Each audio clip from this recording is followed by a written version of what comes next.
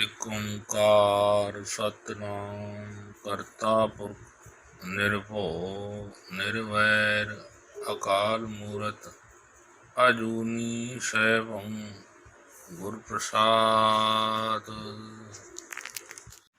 संगत जी वाहेगुरु जी का खालसा वाहेगुरु जी की फतेह। गुरु ग्रंथ साहिब जी बाणी की शुरुआत एक ओंकार का थी आहे। काफ़ी माण्हुनि खे ख़बर आहे त इन जी लफ़्ज़ी माना एक ओंकार जो मक़सदु आहे हिकु परमात्मा। पर जेकॾहिं थोरो वीचार कंदासीं त पूरे गुरु ग्रंथ साहिब जी बाणी खे सम्झण लाइ एक ओंकार खे सम्झणु तमामु ज़रूरी आहे। विद्वान जेके बि महापुरुष आहिनि उहे एक ओंकार जा केतिरा ई अर्थ वीचार करे चुका आहिनि ऐं केतिरा ॾींहं एक ओंकार जे वीचार ते रखियो अथनि। जॾहिं असां प्रोफेसर साहिब सिंह जी किताब जेको ख़ज़ानो आहे गुरु ग्रंथ दर्पण उन मूजिबि असां उनखे ॾिसंदासीं त प्रोफेसर साहिब सिंह जी जेको एक ओंकार जो अर्थ कढियो आहे, एक ओंकार खे टिनि हिसनि में प्रोफेसर साहिब सिंह जी विरायो आहे। हिकु यानी हिकु, ओम यानी परमात्मा, कार यानी हिकु रस जेको लगातार आहे।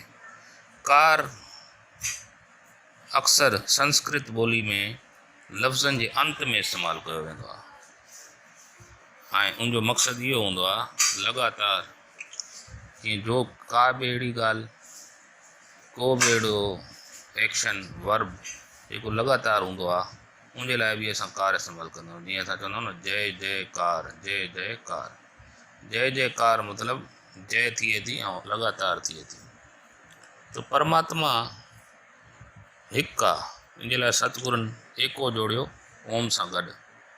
त जीअं ओम जो अर्थ ॿियो न कजे, ओम जो अर्थ कजे परमात्मा ऐं उहो परमात्मा जेको हिकु आहे ऐं कार यानी हिकु रस आहे, लगातार आहे। इन जे लाइ एक ओंकार जो मक़सदु उहो हिकु परमात्मा जेको सर्वव्यापक आहे ऐं हिकु रस आहे, उहो सदाई आहे।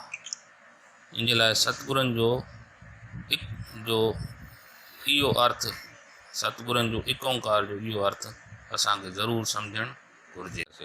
लफ़्ज़ ओंकार जो ख़ुलासो गुरु नानक सचे पातशाह जी पंहिंजी बाणी दखणी ओंकार में कयो आहे। राम कली महिला पहला दखणी ओंकार, एक ओंकार सतगुरु प्रसाद, ओंकार ब्रह्मा उत्पत, ओंकार किया जिन चित।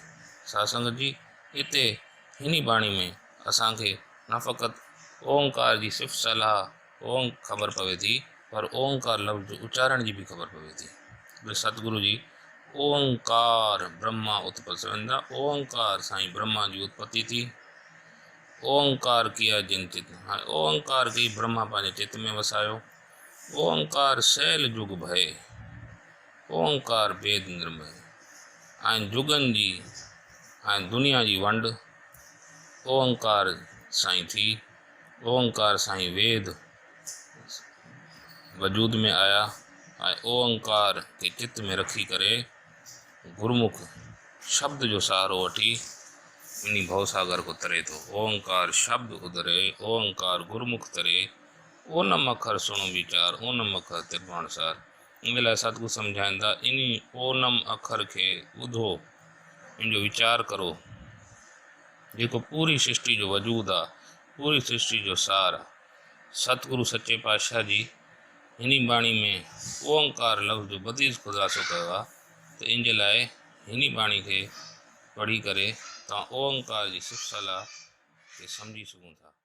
संगत जी धन गुरु नानक सचे पातशाह जी जो मुखार बिंद मां जेको पहिरों अक्षर निकितो आहे एक ओंकार, उन पाण कुझु वीचार कईसीं। सतगुरनि सतनाम उच्चारण कयो ऐं सिफ़ सलाह उन एक ओंकार जी जेकी सिफ़ सलाह कई आहे उन मूल मंत्र गुरबाणी में जंहिंखे असां चवंदा आहियूं मूल मंत्र एक ओंकार सतनाम करता पुरख निर्भव निर्वैर अकाल मूरत अजूनी सैभं गुरु प्रसाद। ॾिसो त गुरु प्रसाद पढ़णो आहे, प्रसाद जो शुद्ध उच्चारण ईअं थींदो गुरु प्रसाद ऐं एक ओंकार, एक ओंकार, एक ओंकार न पढ़णो आहे, एक ओंकार जो शुद्ध उच्चारण इहो थींदो। सचे पातशाह जी उन हिकु परमात्मा जो ज़िक्र कयो, उहो हिकु आहे, एको जोड़ियो ऐं हिकु रस आहे। जो नालो सच्चो आहे, सतगुरु जो सच नाम, नाम मुंहिंजो सच आहे। करता आहे पुरख, उहो करण वारो आहे। सॼो संसार जो सॼो वजूद उनजे करे आहे, उहो करण वारो आहे। करता पुरख, पर जेको कुझु कयो अथसि उनमें ई उहो पाण समायल आहे, उहो पुरख आहे। पुरख याने उहो पंहिंजी सृष्टि में पाण मौजूदु आहे, उहो पंहिंजी सृष्टि में रमियल आहे। उहो निर्भव आहे, उहो निर्वैर आहे, उहो हिकु आहे, उहो करता पुरख आहे। ऐं उहो कंहिंखे उनजो भउ न आहे, कंहिंसां उनजी दुश्मनी न आहे। अकाल मूरत अजूनी सैभंग, ऐं उहो परमात्मा अकाल आहे, अकाल मूरत आहे, अकाल मूरत। उहा अहिड़ी हस्ती आहे जेके काल जे चकर में न आहे, उहा अकाल मूरत आहे। काल जे दायरे में न आहे, वक़्त जे दायरे में न आहे। वक़्तु उहो पाण ठाहियो आहे, उन वक़्त जे दायरे में उहो न आहे। ऐं अजूनी आहे, जेको जुणनि में न आहे। ऐं सैभंग आहे, जेको पंहिंजे पाण मां पाण पैदा थियो आहे। सासंग जी, जेको जुणनि में न आहे उहो जनम कीअं वरितो अथसि, गुरु महाराज अॻिते चवंदा आहिनि सैभंग, उहो पंहिंजो पाण मां पाण पैदा थियो आहे। सैभंग गुरु प्रसाद, गुरु जी बख़्शिश आहे। गुरु प्रसाद, गुरु जी बख़्शिश। सासंग जी, धन गुरु नानक सचे बादशाह जे मुखार बुंद मां जेकी बाणी उच्चारण थी आहे, जेकी सतगुरनि कई आहे, उहा मूल रूप में बिरज भाषा में आहे। बिरज भाषा, उहा ॿोली कहिड़ी हुई उन वक़्तु? बिरज भाषा हुई, उहा संस्कृत ॿोली न हुई। हा, बिरज भाषा जी पुराणी ॿोली अगरि तव्हां चओ त बिरज भाषा जेको रूप अख्तियार कयो आहे उहो संस्कृत मां ई रूप अख्तियार कयो आहे। पुराणी संस्कृत ॿोली हुई, उन मां बिरज भाषा बणी। इन जे लाइ जेका लफ़्ज़ इन मूल मंत्र में बि आहिनि, मूल रूप में उन्हनि जी रूपरेखा, उन्हनि जी शक्ल संस्कृत ॿोली में कुझु ॿी आहे। जीअं संस्कृत ॿोली में निर्भव न आहे पढ़िबो, निर्भय पढ़िबो आहे। संस्कृत में असां चवंदा आहियूं निर्भय, निर्भव जो जेको रूप आयो उहो इन ॿोली में आयो, ब्रिज भाषा में। ईअं ई वक़्त सर लफ़्ज़ मटंदा वेंदा आहिनि, जीअं ॿोली पंहिंजी रूपरेखा बदिलंदी वेंदी आहे। साॻी तरह सां इहा ब्रिज भाषा वक़्ते हली करे पंजाबी जो रूप अख्तियार करे वई। जेको अॼु असां ॿुधंदा आहियूं त उहो पंजाबी जी अख्तियार करे वई। त सतगुरु सचे पातशाह जी इहो मूल मंत्र जेको उच्चारण कयो, उनजो मक़सदु इहो ई आहे, उहो हिकु परमात्मा ई आहे ऐं सचो उनजो नालो आहे। उहो करण वारो आहे, पंहिंजी किर्त में समायल आहे, उहो निर्भव आहे, उनखे कंहिंजो भउ न आहे, न ई कंहिंसां वैर अथसि। अकाल मूरत आहे, अहिड़ी मूरत आहे जेकी काल जे दायरे में न आहे ऐं उहो जूणनि में बि न आहे, पर स्वयं आहे, पंहिंजो पाण मां पाण पैदा थी वियो आहे। ऐं गुरु प्रसाद आहे, गुरु जी बख़्शिश आहे। सतगुरु जी महिर करनि। इहो बेनती आहे संगतनि खे, इहो वीचार पंहिंजे हृदय में वसाइणो आहे। हिकु ओंकार खां वठी गुरु प्रसाद ताईं असां कुझु वीचार रखीसीं त हिकु परमात्मा, उनजो सचो नालो, उहो करण वारो आहे, उहो पंहिंजी किर्त में समायल आहे, उहो निर्भव आहे, उहो निर्वैर आहे, उहो अकाल मूरत आहे, अजूनी सैभंग आहे ऐं गुरु प्रसाद आहे, गुरु जी बख़्शिश आहे। त सतगुरु सचे पातशाह जी इहो मूल मंत्र उच्चारण कयो आहे।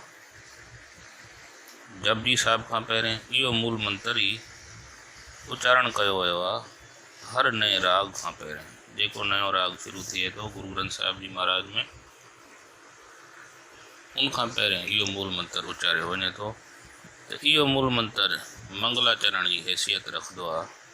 त कोई बि राग शुरू कयो आहे सतगुरनि, कोई बि शुरूआति कई आहे, इन मूल मंत्र खां कयो आहे। त उहो हिकु परमात्मा आहे। आम तौर ते हिंदू समाज कोई बि चिठी लिखंदा हुया, कोई बि कमु कंदा हुया, आरंभ खां पहिरें गणेश छापंदा हुया। त गणेश छा आहे? मंगल मुहूर्त आहे। कोई बि काम करिणो आहे, गणेश खे अॻो रखी करिणो आहे। पर सतगुरनि चयो सभिनीनि गणेशनि, सभु गणेश जंहिंजी आराधना में आहिनि, जंहिंजी पूॼा में आहिनि, उहो आहे हिकु ओंकार। उहो हिकु ओंकार ई आहे जंहिंसां सृष्टि जी वजूद आहे।